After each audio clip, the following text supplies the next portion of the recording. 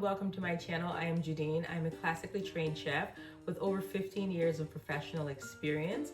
I've worked as a private chef for over 10 years and I've also worked in some of the best restaurants, so I'm familiar with cooking and techniques. In today's video, I'm going to demonstrate how I make a chimichurri.